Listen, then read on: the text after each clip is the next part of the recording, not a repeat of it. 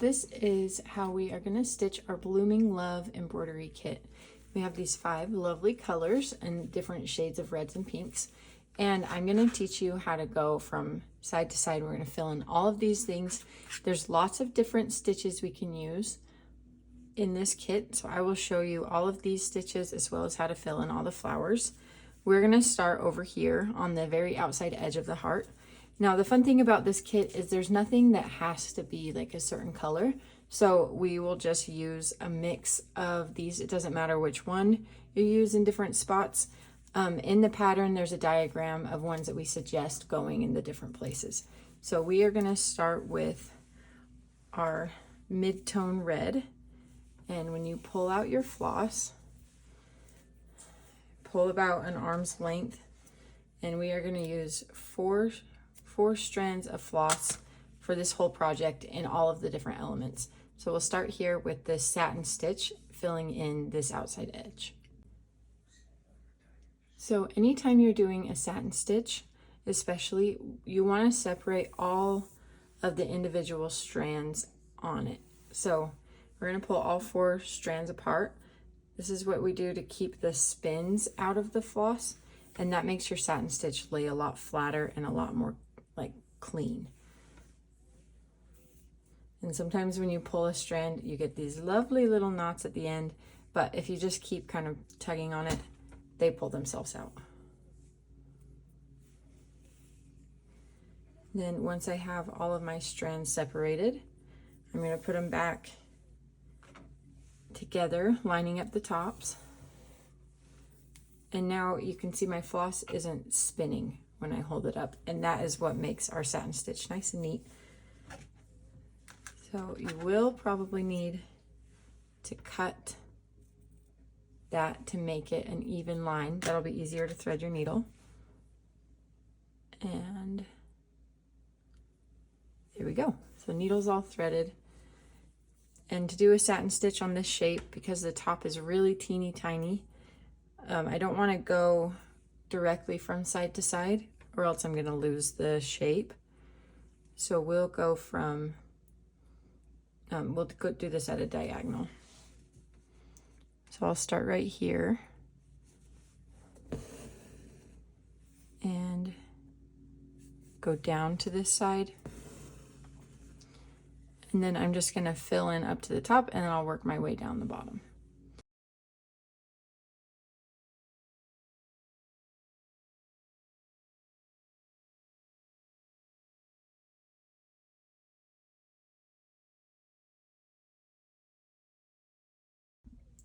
So next we're going to go in between these 2 lines here and do a feather stitch.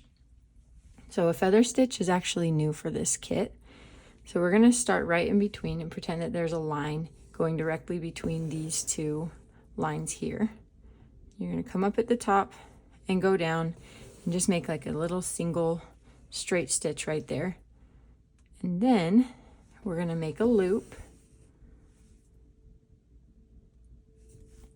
And before pulling it all the way in, we're going to begin the next stitch right here.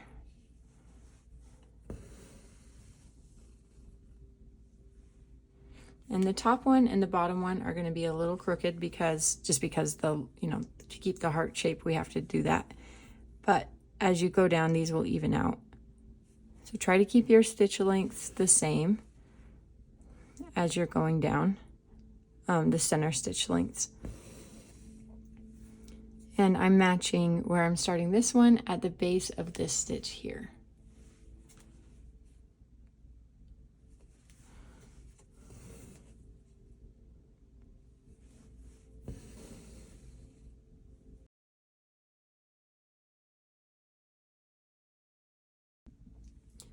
When we get down here to the bottom, you have to kind of fake it a little bit because we want to make sure we keep the shape and not go past it.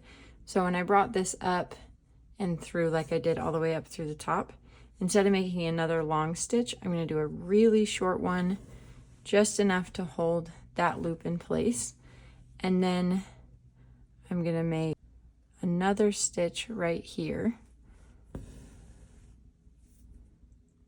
that's like a pretend feather stitch.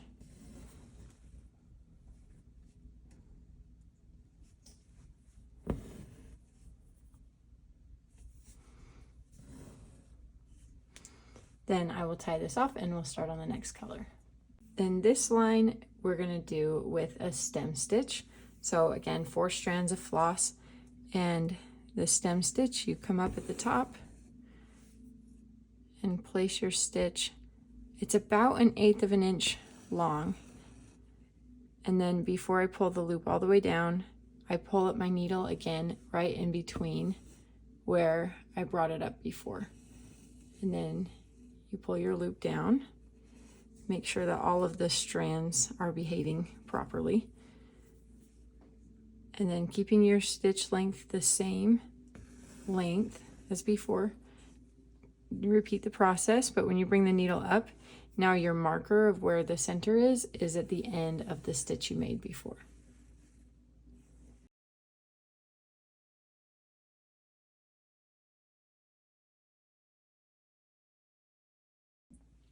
For the first part of this next line, we're gonna just do a back stitch, and I'm using this like purpley color in it. And to do the back stitch, you start just a little ways down from the top and work your way down the line going backwards.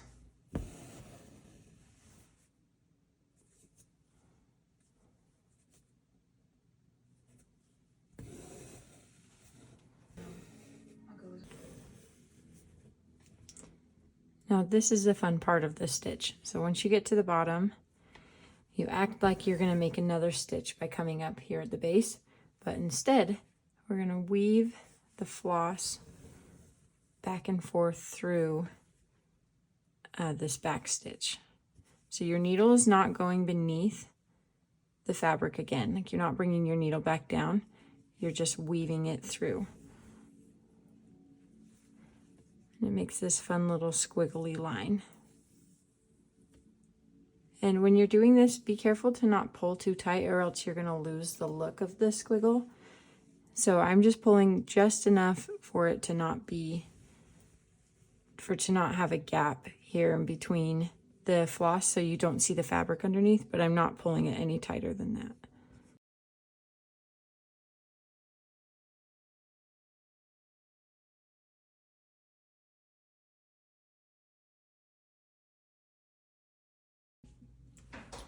This next line is going to be filled in with just a running stitch. And this is like the most basic embroidery stitch around. So I'm using a little bit longer than normal stitch length. And you just come up and down and up and down. And the distance between the stitch and the gap in between is not very long. It's shorter than the stitch itself. And don't worry about the lines in between. I'll show you how to get rid of those when we're done.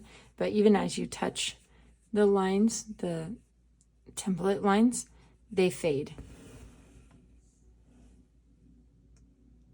So they will go away when we're all done. This next line is going to be done with a chain stitch. So I'm back to the same color that I had over here. But like I said at the beginning, you can mix up the colors exactly however you like. So I have 2 pieces that are coming up and down in almost the exact same spot. And I bring the needle up through the loop and back down. And it's very similar to the feather stitch, but instead of making the stitch in between to make the like bone of the feather, you just keep making these cute little loops.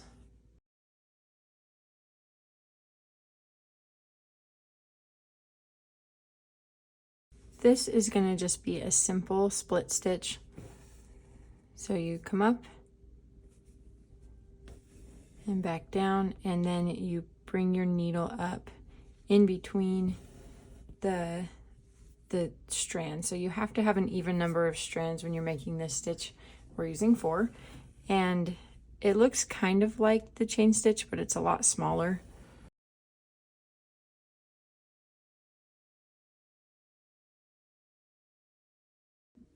So I filled in this line with a back stitch, and now I'm just going to bring my needle up in between. I left a tiny bit of space in between these spots, and I'm just going to make a French knot. I'm using just one wrap to do that. After I finished the French knots on that line, I filled this one in with just a simple back stitch. Now all of these circles are going to be filled in with a woven rose stitch, and it's all the same concept. So it's a circle with an odd number of spokes, and when you stitch this in, I'll show you how to do it on this one. So you bring your thread up and down around all of the spokes. And I like to do this stitch before I do the rest over here because it is a stitch that's weaving, kind of like this squiggly guy over here. And if you have other stitches in place before that, then sometimes you can like get your thread tangled in stitches that you don't want to get messed up. So it's best practice to just stitch these in first.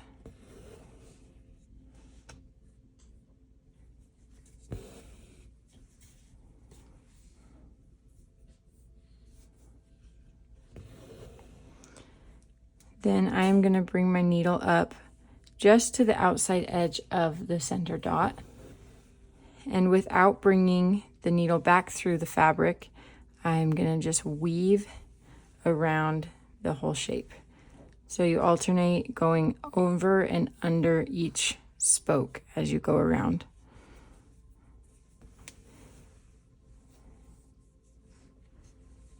And if you pull really tight on the thread as you go around, you're going to make a really cool, like bulky flower. If you wanted to do one that lays a little bit more flat on the fabric, then you don't pull it as tight as you go around.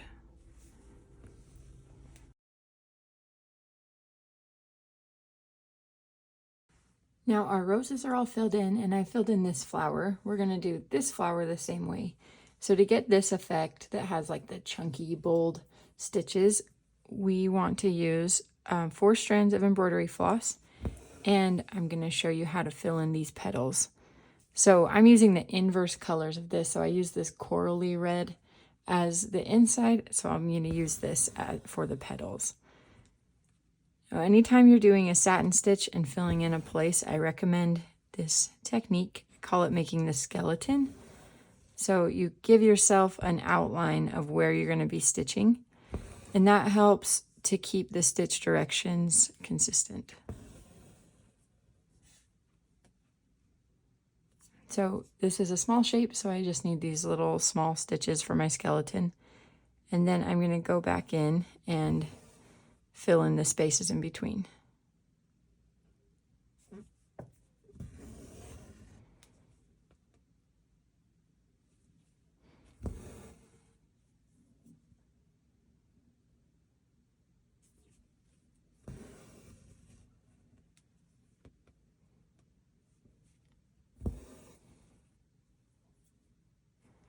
And you'll see that since this is a shape that's not square, this gets filled in faster than the top does. So when you start to get too crowded at the bottom, I take my needle and just gently trace against the fabric, and I tuck a stitch sort of beneath the last one. That'll give you the fill-in you need at the top without crowding the bottom. I call those little cheater stitches.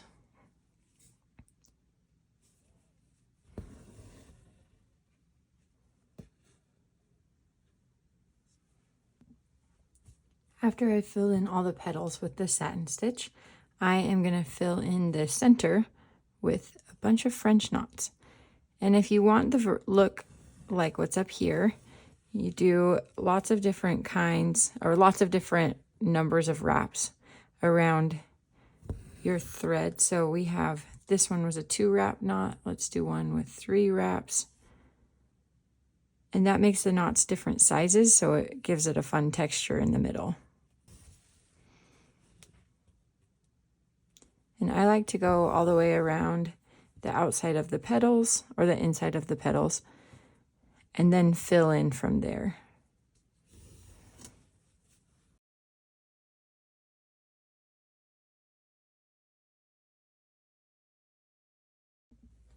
In these 3 leaves, we're going to do these all similar but a little different. So this one is going to be the feather stitch, which is what we did over here. And you just start with the single stitch, and then the template is on here so you can follow it really easily.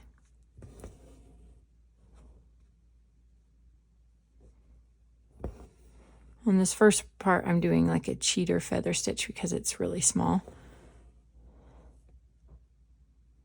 But now I can do it the way that I was doing over here.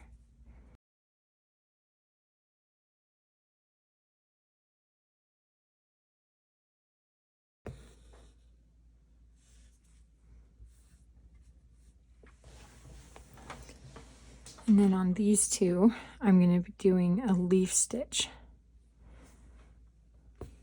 So I start up here at the top, or towards the top, and I make just a little tiny stitch close to the center near the top. Then I bring my needle up right through the top. I weave it beneath that little stitch, and then I come on the opposite side of where I started, so it kind of twists around that stitch. And then on the opposite side, I start again.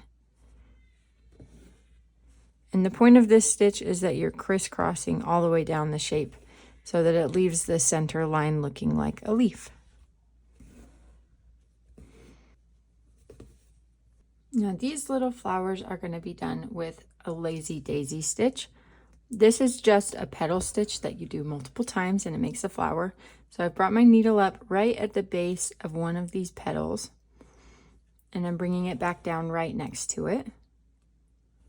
And then before I pull the loop through, I'm gonna hook it up here at the top. This is like the chain stitch, but instead of making like the next chain, you just stop it right there. And then I go all the way around my circle doing the same thing. The one thing you want to watch for on these is if you're using the same color, it's really tempting to like bring your thread beneath and start on the next element. But where we're using the white fabric and the dark red thread, it'll show through. So avoid the temptation, just tie off the knot after each flower on the back so that you don't see the lines coming between them.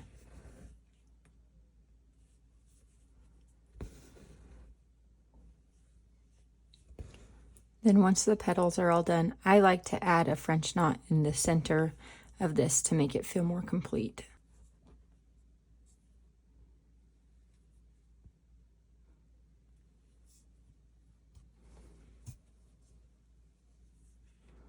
And if your knot feels a little off center, you can bring another stitch up just right to the side and then put it back through the middle of the French knot, and that'll pull it more to where you want it to be.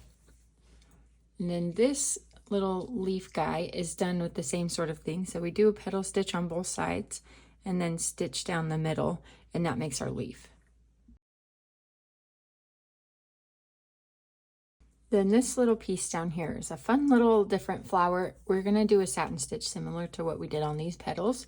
And then we'll do 3 little lazy daisy or petal stitches down here that are in a different color.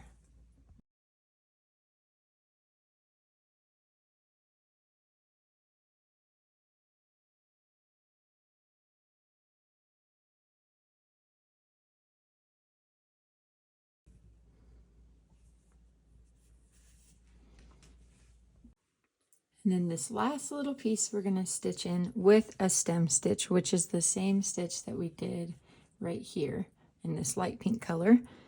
And I'm going to just start on the very end of the word.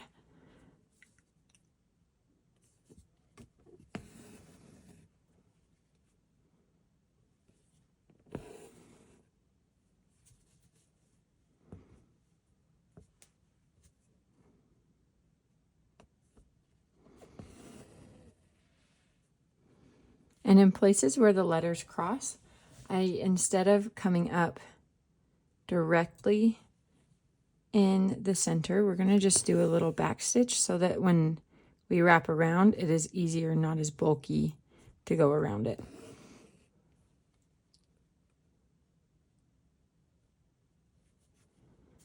Then back to the stem stitch and just trace the letters.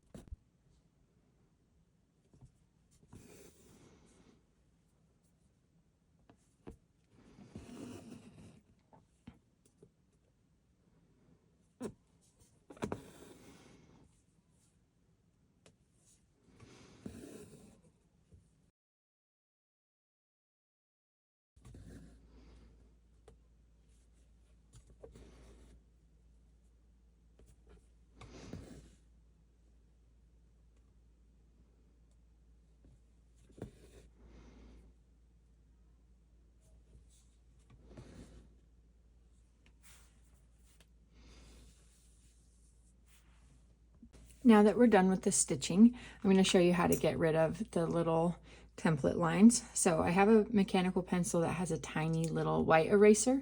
I'd recommend white erasers over like the pink, just because you want to, you know, make sure you have the right color thing going on.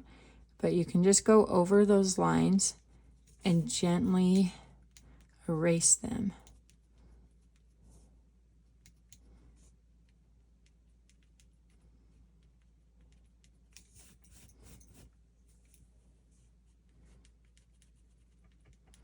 And sometimes they're a little bit more stubborn than other times. Just be careful to not rub against your stitches too much.